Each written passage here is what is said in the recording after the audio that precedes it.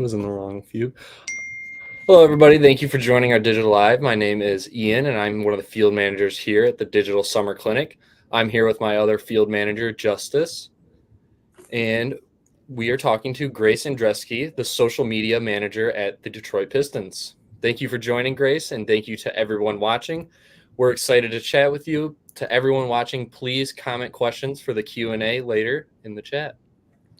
All right, and Grace Andreski is the social media manager at the Detroit Pistons, where she's able to combine her love for sports and expertise in digital and brand marketing to grow a community, cultivate a brand, and generate results. Grace and other Pistons representatives will be attending our event, the Digital Marketing Workshop, on November 15th, where they will be talking about the intersection of culture, sports marketing, and AI. So let's just get into the first few questions. So, Grace, the first question is, as social media manager of the Detroit Pistons, what is the best way for current students interested in digital marketing to get into the sports marketing industry? Yeah, I would definitely say join your school's athletic department, see what sports teams need help. The way I got my start was I went to a small Division II school called Walsh University, right outside of Akron by Cleveland. And I was playing lacrosse. And so we didn't have anybody to run any of our social media accounts. So that I had actually happened to learn graphic design just for that. And so I started running the team's Instagram, the Twitter, the Facebook, and that really just kind of helped me learn.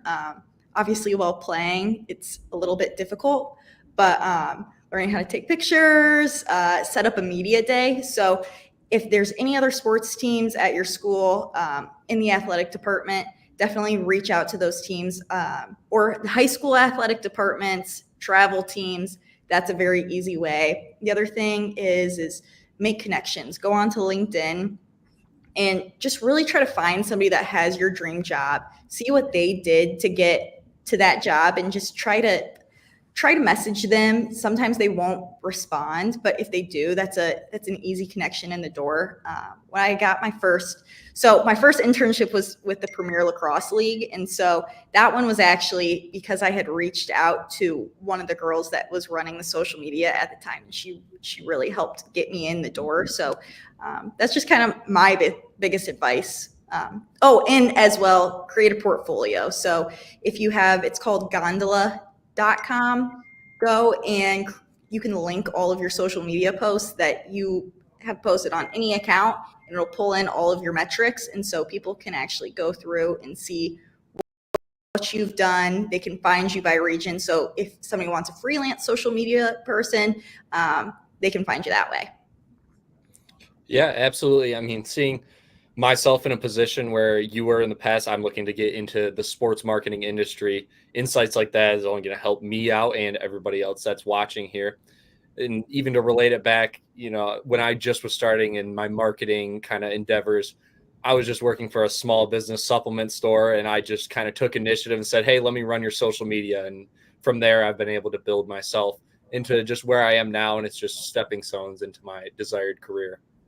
Love that.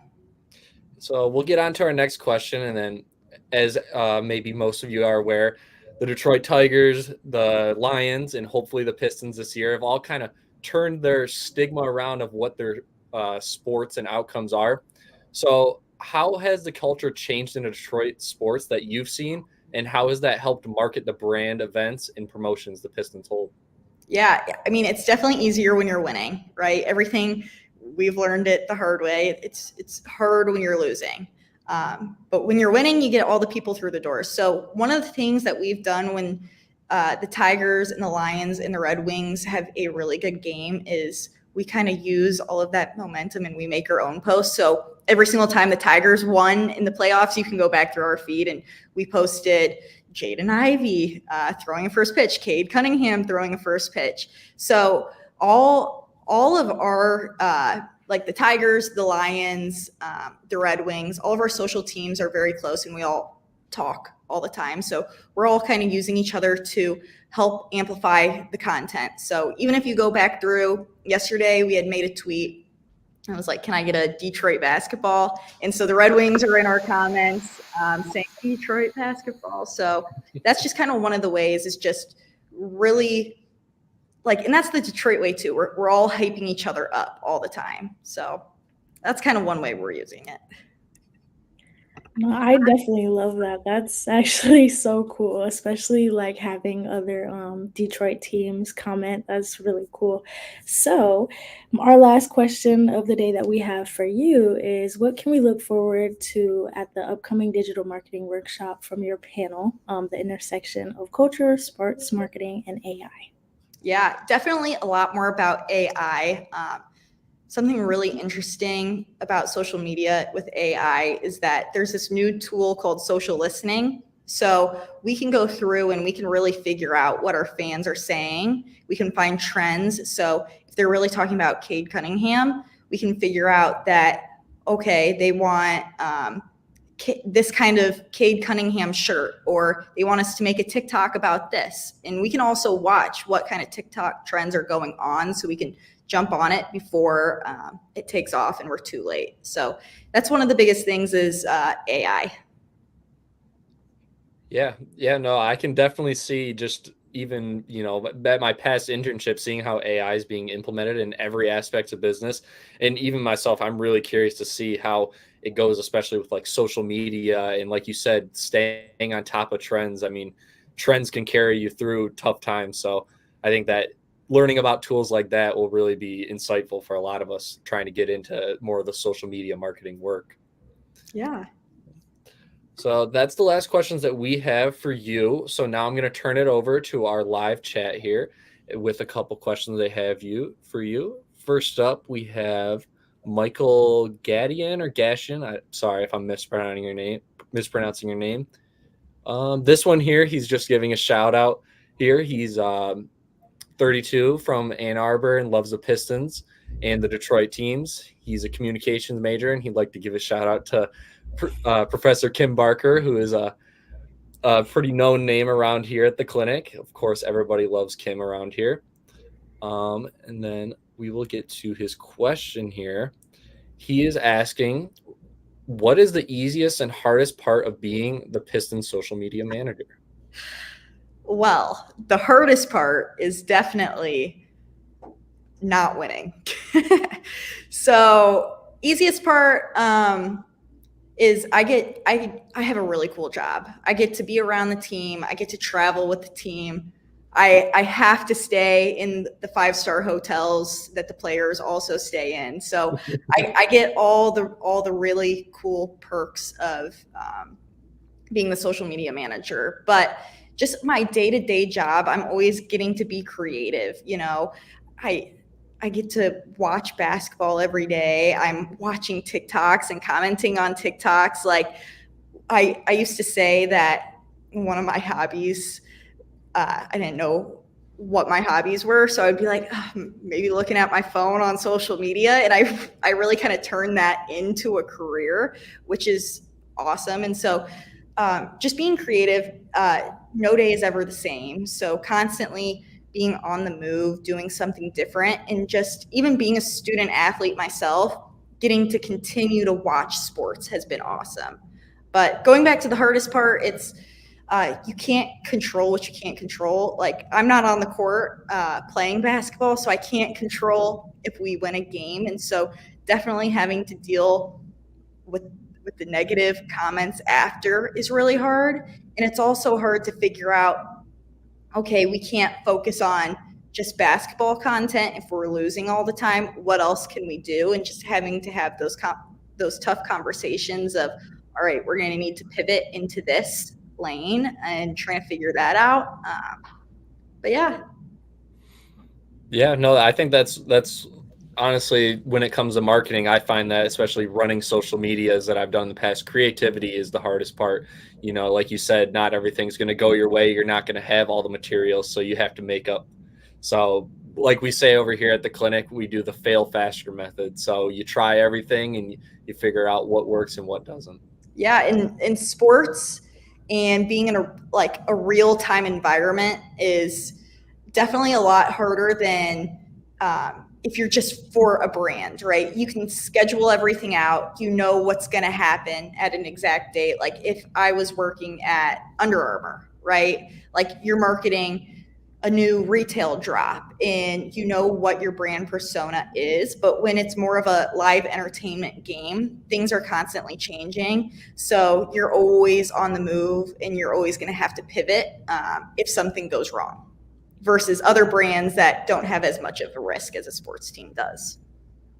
Yeah. And I could see that as obviously you don't know what's going to go on, but once something, positive goes on, being able to jump on that right away and being able to post about it, I think is just awesome to be able to see in live action, to see how it reacts, not just maybe in the arena, but outside on social media. It's cool to see that.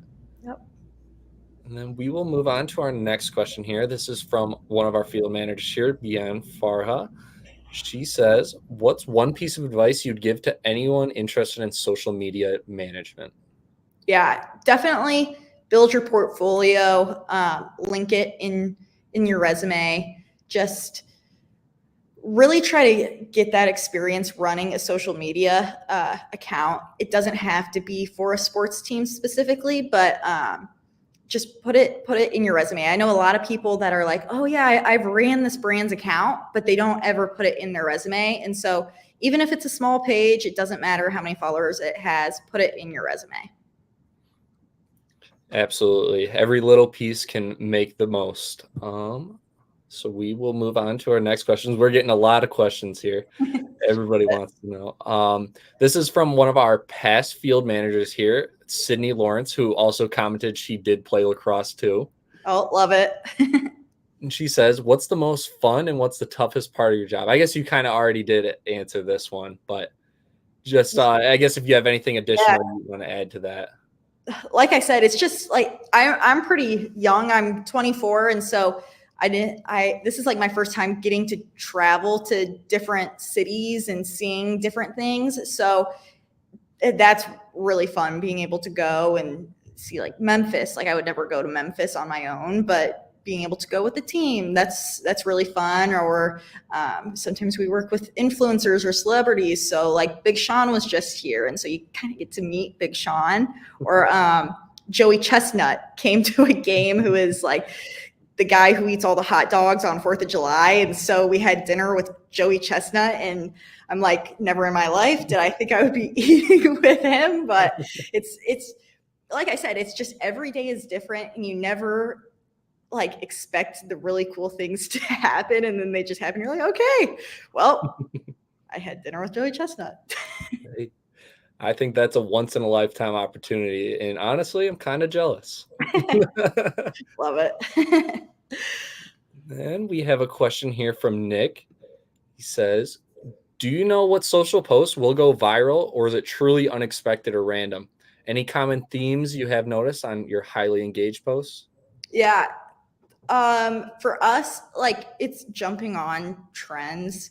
Like after posting for so long, you kind of know what exactly your audience is looking for. So one on TikTok, it's the trends. If it's Instagram or Twitter, it's more of like the highlight focused stuff. Like if Cade is going to have a poster dunk, we know that's going to go viral every single time. It's also the emotional content too. So if one of our guys does something really kind to a young fan, it just kind of pulls at the heartstrings. So we always know that will go really viral. Or if it's really funny, like Jalen Duren on our team is hilarious. So we know when we get good clips of him, that has a really good chance of going viral. So it's not always like, sometimes there's things that we're like, oh, we didn't expect that to get as much love as it did. But most of the time, especially running a page for as long as like me and my team have ran the Pistons account, we kind of know exactly what will do well and what won't do well. And so that's also part of our job, is to, when we're working with the other departments, like our partnerships team, our ticket sales team, or our retail team, we're kind of here to be like, that's not going to perform well. This is going to perform well because of X, Y, Z. Absolutely. That makes a lot of sense. And personally, obviously when I'm looking on social media and I see sports, I want to see the highlights first. And, that's what I could see going viral, especially like you said, if it's a post or dunk. But also I like seeing, the fun videos that especially, you get a little personality out of them. Like you said, Jalen Duren is a really personable person. So like me personally, he's one of my favorite Pistons. So seeing him, interact with you guys is just makes him even more, gives him more fans, gives you guys more interaction. Yeah. And we also have like different analytics tools. So another big part of my job is really being able to look at our analytics and analyze them. So being able to look at if a video so there's like 3 different dimensions that we use. It's 1x1, 4x5, or 9x16. And 9x16 is like the real TikTok format. Yeah. So we're able to put that in and we're like, okay, which format works the best? Which one gets the most engagement? If it's a video, how long do people look at it before scrolling? So one of the things with social media, it's kind of psychology. It's trying to figure out how can I get fans to interact and behave a certain way, and how can I make them maybe think a certain thing, right? How can I make them think Kate is awesome if he's might not be having a great game, right? So really being able to look at your analytics and see what's going on, that'll really dictate what your fans like, and it'll help it go more viral.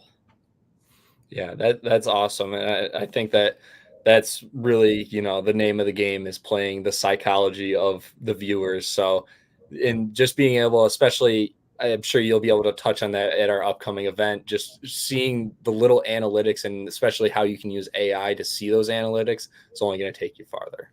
Yep, exactly. Right. And then we have another question here from our field manager, Micah.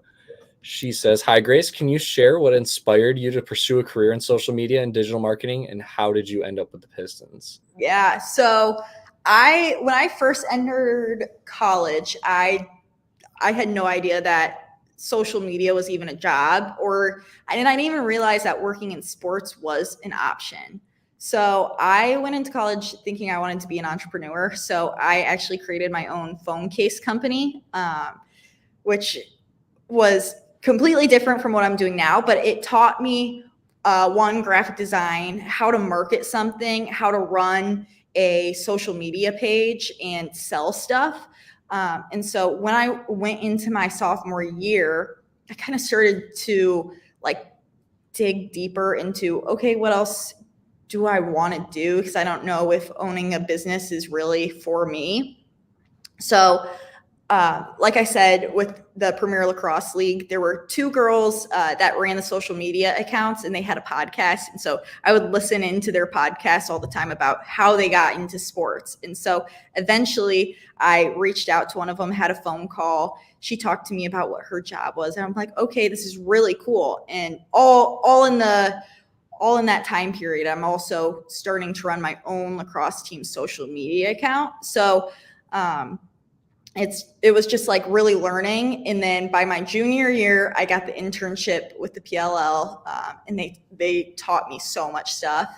And so I was also in the honors program at Walsh, where we had to write a 40-page published thesis in order to graduate. And so I ended up writing my thesis on social media in pro sports and its impact on fan behavior. So during that, I called a bunch of different social media sports professionals from the WNBA, from NHL, to football. And I really got to talk to them about their jobs and what they do every day and what works for them, what doesn't work for them.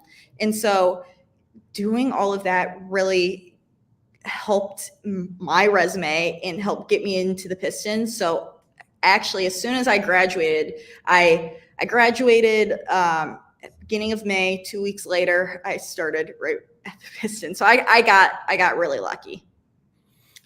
Yeah, I don't think it's necessarily just really luck either. I think it's more of you took initiative on, opportunities, and you reached out to the right people. And we talk about that a lot at the clinic, reaching out, scheduling your coffee chat, just networking with people can go a long way. So you're learning, and at the same time, you're building a network to get where you want to be.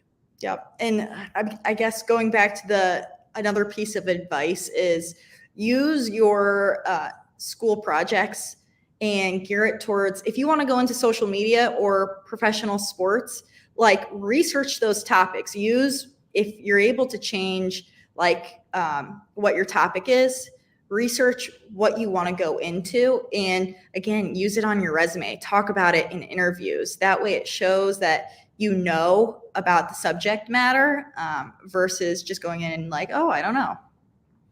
Yeah, definitely. So we have a couple more questions here that we have time for. Our next one here is from one of our clinic mentors here, Natalie Fang. She says, what is your biggest concern with AI in the social media space?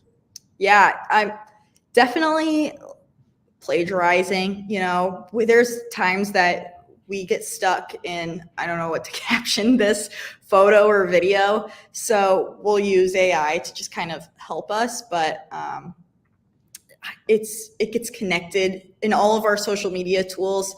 AI is connected in some way. And so it's really easy to just use what they have to say. But especially with our team, we have such a different brand voice that we always constantly need to change it. But maybe that's a concern for other teams, is just it taking over the captions or having it run other accounts. But the best human just creativity is better than AI. So yeah, I think you hit the nail right on the head there with that. It's AI can be good and it can be bad. And like, even just looking at my school courses now, the professors don't necessarily encourage, because they know that they can take over and it ruins that creativity in the actual work.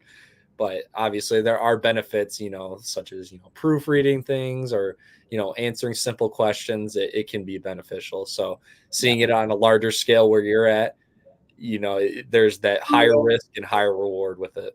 Exactly. And we'll get into our last question here. This is from Jarrell. He says, are there any tools that help you understand what trends to tap into? And maybe this can kind of help segue into what your panel is going to be about here in November at our workshop. Yeah, so there's a bunch of different tools. One that we use is Sprout Social.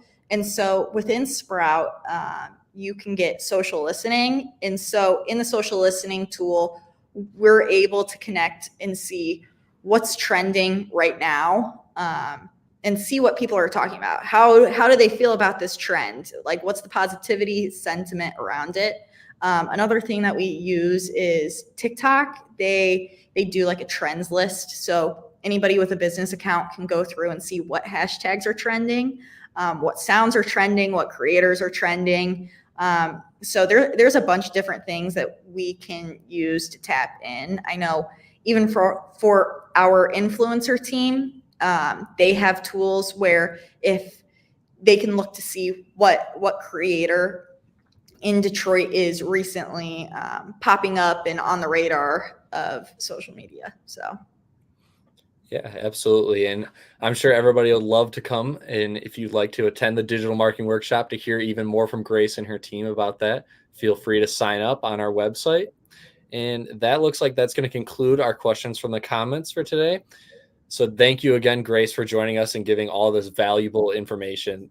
I'm sure everybody in the chat and everybody that watches this will greatly appreciate everything. Yeah, well, thank you so much for having me. Yeah, absolutely. And before we head out, I want to just thank everybody for watching this digital live. And again, thank you, Grace, for being here. Having you on was great. Yeah. Have a good day, guys.